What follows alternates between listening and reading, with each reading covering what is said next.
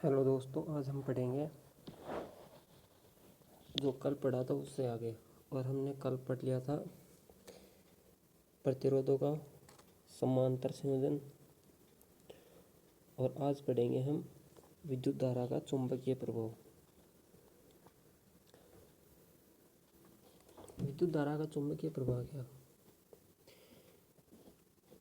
Magnetic field of current की जो विद्युत धारा जब प्रवाहित होती है उसके चारों ओर एक क्षेत्र उत्पन्न होता है।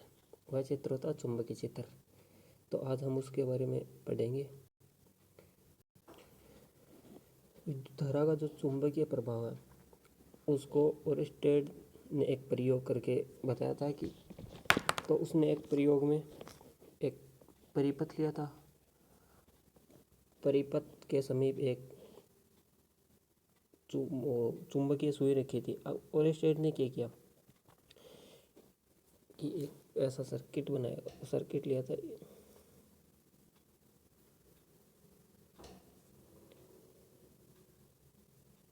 ये कुंजी, ये धारा नियंत्रक,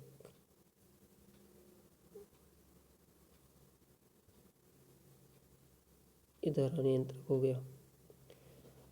अब ओरेस्टेड ने क्या किया, यहाँ पे एक सुई रख दी उसने। जैसे ये स्टैंड है और ये चुंबकीय सुई। अब चुंबकीय सुई है तो चुंबकीय सुई में दो ध्रुव होते हैं, एक एन और एक एस। तो ये इसका एन ध्रुव और ये इसका एस, ये पी क्यू, ये कोई चालक है। ये बैटरी का धन टर्मिनल, ये ऋण टर्मिनल, ये है धारा नियंत्रक। तो अब क्या किया कि ओरेस्टेड ने जब परिपथ में से विद्युत धारा प्रवाहित की, ये हमने परिपथ ऑन कर दिया। जब परिपथ को ऑन किया गया तो ओरेस्टेड ने पाया कि जब हम परिपथ को पूर्ण करते हैं, कुंजी को ऑन करते हैं, तो जो चालक है, ये जो चालक है उसमें से धारा प्रवाहित होगी। तो धारा प्रवाहित होने से उसके का चारों ओर एक चुंबकीय क्षेत्र उत्पन्न होता है। उस चुंबकीय क्षेत्र के कारण जो ये चुंबकीय सुई है वो विक्षेपित होती है। अब विक्षेपित होती है तो उसने ये पाया कि किस दिशा में ये विक्षेपित होती है। फिर उसने यही प्रयोग, जब बैटरी को पहले तो उसने ये लगा रखी थी बैटरी, बाद में उसने दूसरी बार ये किया, इस बैटरी को जो धन टर्मिनल है वहाँ तो ऋण लगा दिया और जहाँ ऋण है वहाँ धन लगा के प्रयोग किया। और देखा कि जो चुंबकीय सुई है वो अब दूसरी दिशा में विक्षेप दिखा रही है। इसका अर्थ है कि जब चालक में विद्युत धारा प्रवाहित हो रही है तो उसके चारों ओर एक ऐसा क्षेत्र उत्पन्न हो रहा है जो उस चुंबकीय सुई है उसको विक्षेपित कर रहा है। लेकिन जब परिपथ में कोई विद्युत धारा, कोई बैटरी नहीं लगा रखी है हमने, तब चुंबकीय जो सुई है वो अपनी विराम अवस्था में होती है। और जब उसमें जो बैटरी जोड़ी जाती है तो एक बार विक्षेप दूसरी दिशा में आता है। और जब बैटरी को परिवर्तित किया जाता है तो जो चुंबकीय सुई का विक्षेप है वो दूसरी दिशा में आता है। तो अब देखिए, आपकी किताब में दे रखा है कि जब चालक में कोई धारा प्रवाहित नहीं होती, मतलब कि यहाँ हमने कुंजी नहीं लगा रखी, परिपथ अभी चालू नहीं है, तो जो ये चुंबकीय सुई रखी है, ये जो चुंबकीय सुई है, इस तो उस जो चालक है, जब परिपथ ऑन नहीं है, परिपथ ऑन है, ऑफ है, तो उसके जो चालक है उसमें से धारा प्रवाहित नहीं होगी। धारा प्रवाहित नहीं होगी तो उसके चारों ओर कोई क्षेत्र उत्पन्न नहीं होगा। अतः जो ये सुई रखी है वो अपनी विराम अवस्था में होती है। लेकिन जब चालक तार में धारा प्रवाहित की, हमने यहाँ पे ये परिपथ लगवा दिया, तो जब परिपथ लगाया तो इसके ये चालक में से धारा गुजरी, चालक में से धारा गुजरी थी, तो इसके कारण इस चालक के चारों ओर एक क्षेत्र उत्पन्न होगा, वह चुंबकीय क्षेत्र उत्पन्न होगा, जिसके कारण यह सुई है। और जब हम जो बैटरी है उसको बदल दें, मतलब विद्युत धारा है उसकी दिशा को हम परिवर्तित कर दें, तो जो चालक है उसका चुंबकीय क्षेत्र उत्पन्न होगा। और उसके बाद जो ये चुंबकीय सुई है इसका विक्षेप भी दूसरी दिशा में ये विक्षेप दूसरी दिशा दर्शाने लगा। तो आगे है कि यदि धारा की दिशा विपरीत कर दें तो चुंबकीय सुई में विक्षेप की दिशा बदल जाती है। वही है कि बैटरी बदली तो धारा की दिशा बदलेगी, दिशा बदलने से जो चुंबकीय क्षेत्र उत्पन्न हो रहा है उसकी दिशा बदल गई, उसकी दिशा बदलेगी तो ये जो चुंबकीय सुई है ये दूसरी दिशा में विक्षेप। अब आगे है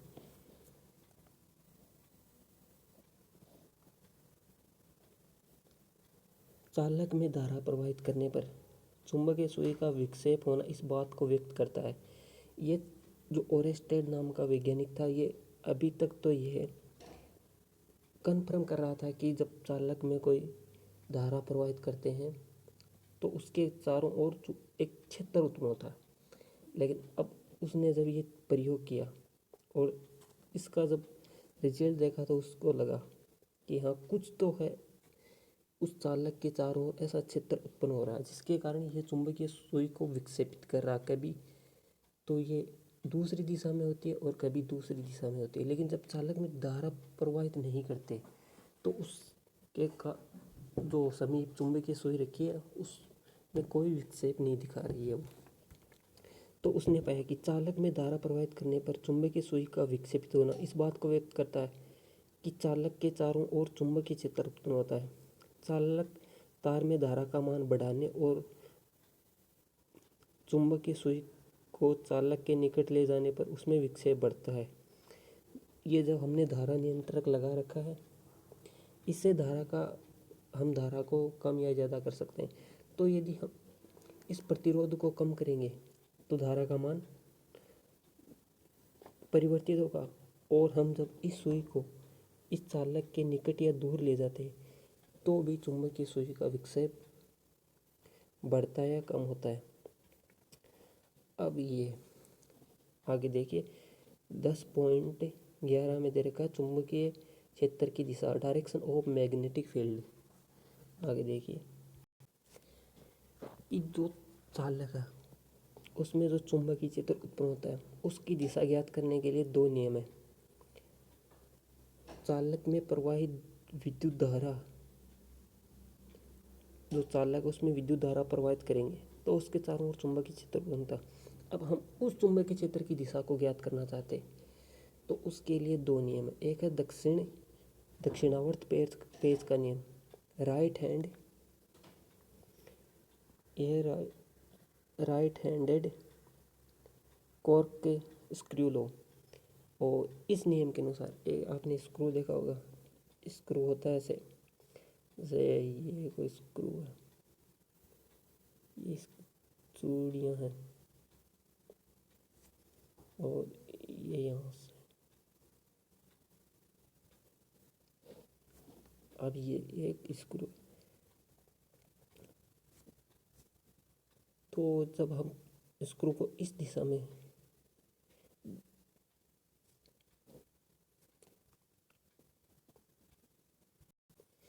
जब हम पेच है उसको दक्षिण दिशा में घुमाते हैं, वो दक्षिण पेच को इस प्रकार वृत्ताकार पथ में घुमाया जाता है कि पेच की नोक, जो पेच आगे चलेगा वो तो पेच की नोक है वो तो विद्युत धारा की दिशा में आगे बढ़े। तो पेज को घुमाने की दिशा चुंबकीय क्षेत्र की दिशा को व्यक्त करती है। तो ये जो है घूमने की दिशा वह विद्युत धारा की दिशा, और जो आगे बढ़ने की है वो है चुंबकीय क्षेत्र की दिशा। अब आगे है राइट हैंड लॉ, दक्षिण हस्त का नियम। राइट हैंड लॉ के अनुसार ये कोई चालक तार है, इसमें इस दिशा में विद्युत धारा प्रवाहित हो रही है। अब हमें इसमें चुंबकीय क्षेत्र की जो दिशा है वो ज्ञात करनी है। तो उसके लिए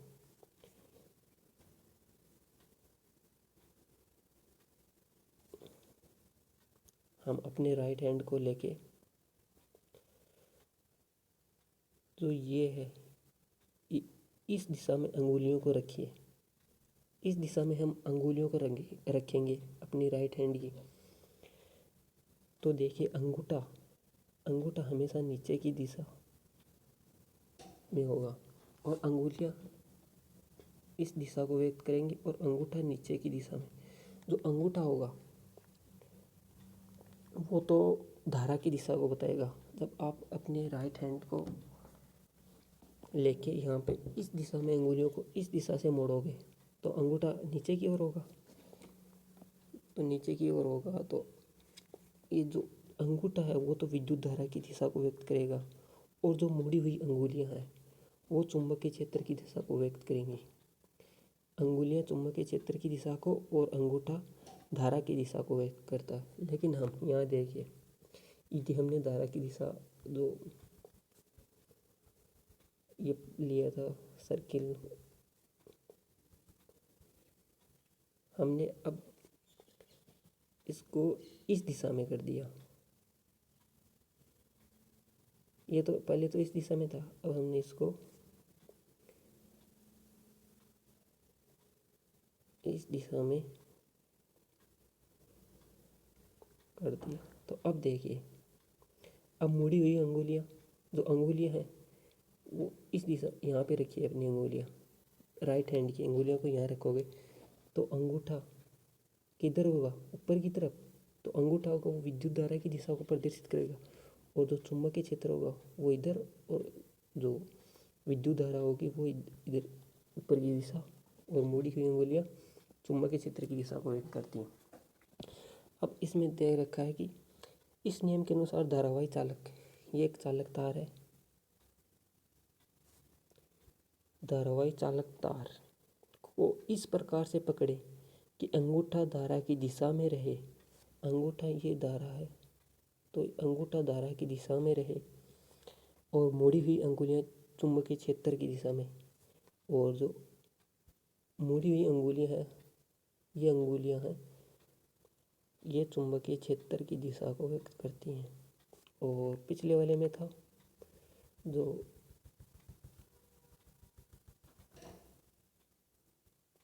आप ये देखिए, ये आपकी किताब में ये डायग्राम दे रखा है।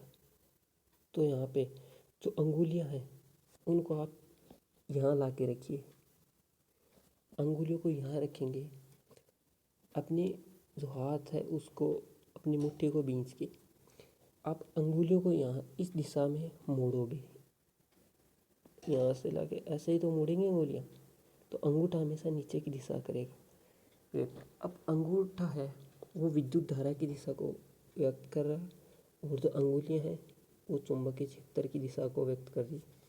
ये जो नियम है ना राइट हैंड लॉ, ये इतना ही बताता है कि किस दिशा में धारा है और किस दिशा में चुंबकीय क्षेत्र है। इतना याद रखना, जो मुड़ी हुई अंगुलियां हैं वो चुंबकीय क्षेत्र की दिशा को व्यक्त करती हैं, और जो अंगूठा है वो विद्युत धारा की दिशा को व्यक्त करता है। अब आगे देखिए, अब आगे है चुंबकीय क्षेत्र और क्षेत्र रेखाएं।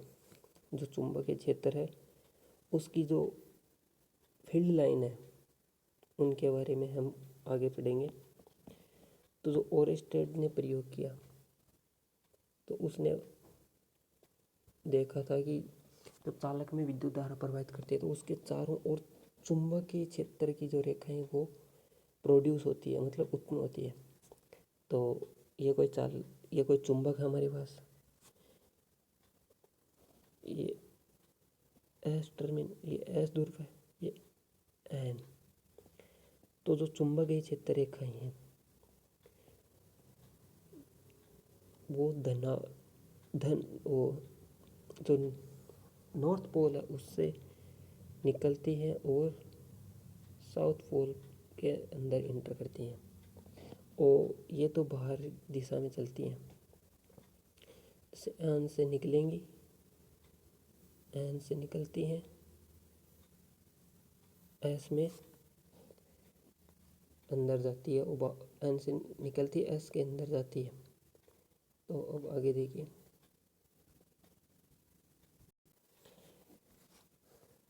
तो चुंबकीय क्षेत्र और क्षेत्र रेखाएं में देखिए, और स्टेट के प्रयोग में हमने देखा कि चालक में धारा प्रवाहित करते हैं तो चालक क्षण चुंबक की तरह व्यवहार करता है। मतलब कि चालक में जो चुंबकीय क्षेत्र उत्पन्न होता है वो उसके समीप रखी चुंबकीय सुई को विक्षेपित करता है। तो चुंबक होगी तो ही विक्षेप करेगा, मतलब उसकी चुंबकीय क्षेत्र है वहाँ पे चालक के चारों ओर। और यह चालक के पास दिक् सूचक जो चुंबकीय सुई है को लाते हैं तो ये विक्षेपित हो जाती है। वास्तव में दिक् सुई भी एक छोटी छड़ चुंबक है। जो दिक् सुई का मतलब है कि वहाँ पे एक जो सुई ली थी हमने उसमें एक एन ध्रुव था, एक एस ध्रुव था, मतलब दो ध्रुव थे दिक् सूचक, वो दो ध्रुवों को प्रदर्शित कर रही थी। वास्तव में दिक् सुई भी छोटी छड़ चुंबक की होती है। जब चुंबक की होती है तभी वह कभी किस दिशा में विक्षेपित होती है और कभी किस दिशा में, तो वह चुंबक की होगी तभी तो वो विक्षेपित होगी। ये सुई बाह्य चुंबक क्षेत्र की अनुपस्थिति में जिस दिशा में जाकर रुकती है वह उत्तर दिशा होती है, और जो चुंबक की सुई है वो विरामावस्था में रहती है तो हमेशा नॉर्थ और साउथ की दिशा में रहती है। और वह जो रुकती है वह उत्तर दिशा। अब आगे है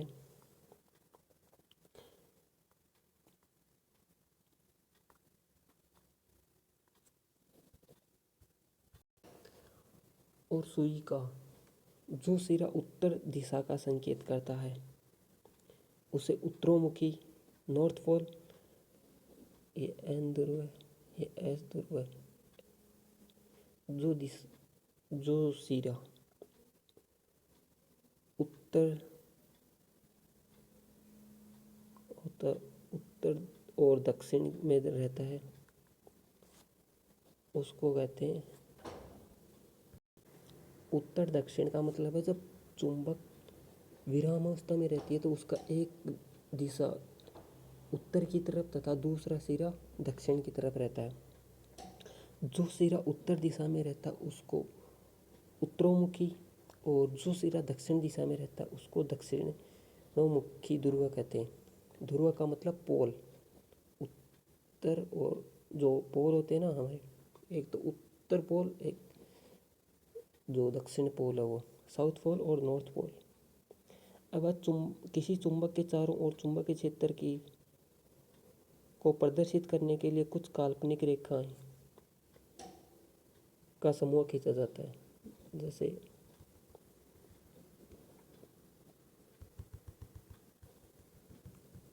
ये हमारे पास एक कोई चुंबक है,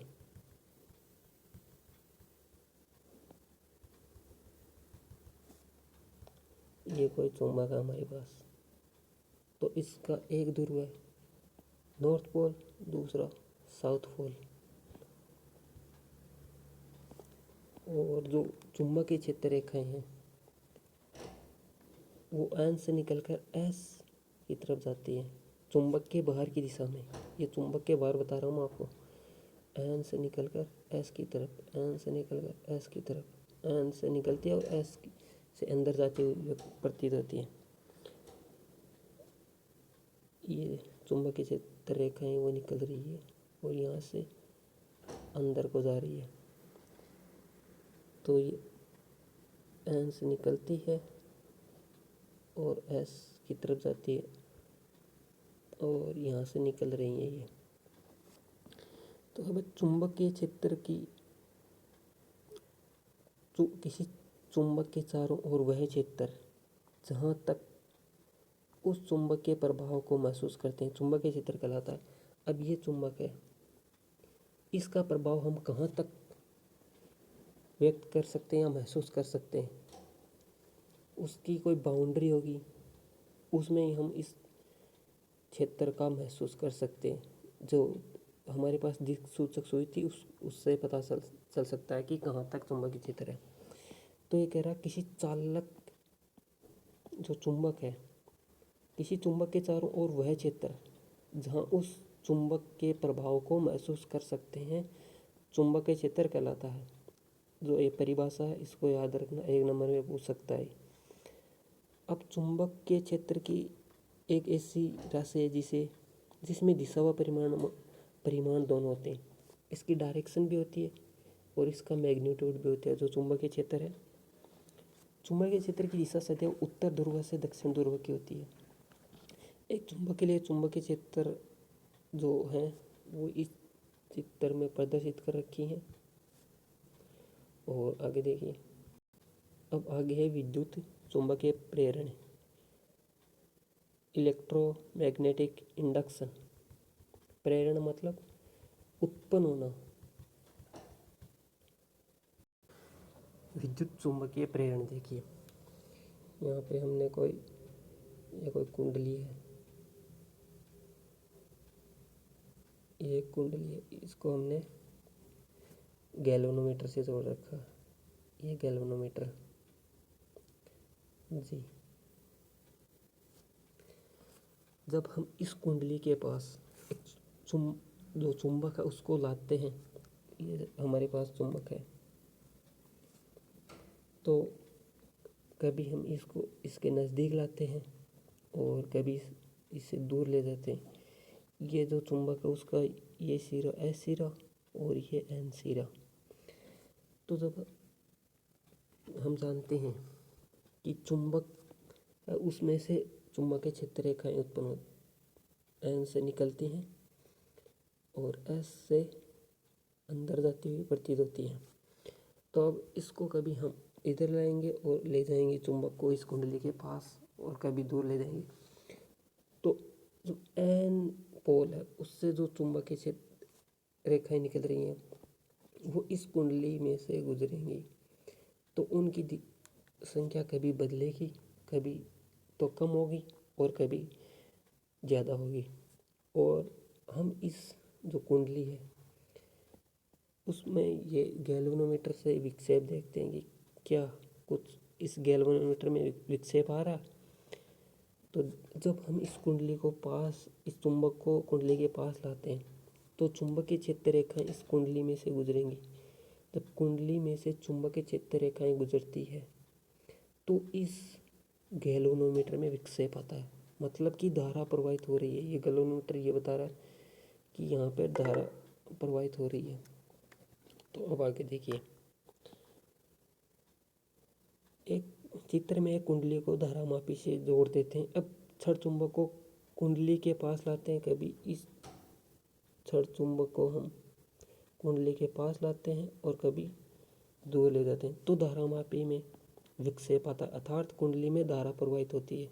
जब चुंबक को कुंडली के पास ले जाते हैं तो जो गैल्वेनोमीटर है वो अपनी रीडिंग बताता है, इसका मतलब धारा प्रवाहित हो रही है। धारा का मान चुंबक व कुंडली के बीच सापेक्ष गति पर निर्भर करता है। मतलब कि जो चुंबक है वो कभी पास लाते हैं और कभी दूर ले जाते हैं। उसी तरह इस जो गैल्वेनोमीटर है उसमें विक्षेप कभी ज़्यादा होता है और कभी कम होता है। जब हम चुंबक को कुंडली के पास लाते हैं तो विक्षेप ज़्यादा बताता है ये गैल्वेनोमीटर, और जब दूर ले जाते हैं तो विक्षेप कम हो जाता है। तो इसकी जो आगे डेफिनेशन है वो देखिए। किसी कुंडली व चुंबक के बीच सापेक्ष गति होती है। ये एक कुंडली है और ये हमारी एक चुंबक है। जब चुंबक और कुंडली के बीच सापेक्ष गति होती है तो कुंडली के चारों ओर नहीं, किसी कुंडली व चुंबक के बीच सापेक्ष गति के कारण कुंडली में उत्पन्न विद्युत धारा को विद्युत चुंबकीय प्रेरण कहते हैं। अब इसकी आगे व्याख्या दे रखी है। जब चुंबक व कुंडली के बीच सापेक्ष गति होती है तो कुंडली के काट, जो कुंडली का जो अनुप्रस्थ काट है, उसमें से गुजरने वाले चुंबकीय क्षेत्र की संख्या है वो कभी लगातार बदलती रहती है, कभी ज़्यादा होती है, कभी कम। अर्थात चुंबकीय फ्लक्स बदलता है। चुंबकीय फ्लक्स बदलेगा। चुंबकीय फ्लक्स को फाई से डिनोट करते हैं। आप इतना ही याद रखिए अभी तक। चुंबकीय फ्लक्स में परिवर्तित होता है तो फैराडे के नियम के अनुसार जब चुंबकीय फ्लक्स में परिवर्तित होता है तो उसमें प्रेरित धारा उत्पन्न होती है। फ्लक्स चेंज तो विद्युत धारा उत्पन्न होती है। आगे चुंबकीय फ्लक्स, मैग्नेटिक फ्लक्स। किसी चुंबकीय क्षेत्र में रखें पृष्ठ में से गुजरने वाली चुंबकीय बल रेखाओं की संख्या को उस पृष्ठ से संबंधित चुंबकीय फ्लक्स कहते हैं। चुंबकीय फ्लक्स का मात्रक है वो वेबर है, ये याद रखना। वो पूछ सकता है कि चुंबकीय फ्लक्स का मात्रक क्या होता है, बताइए, तो ये वेबर होता है।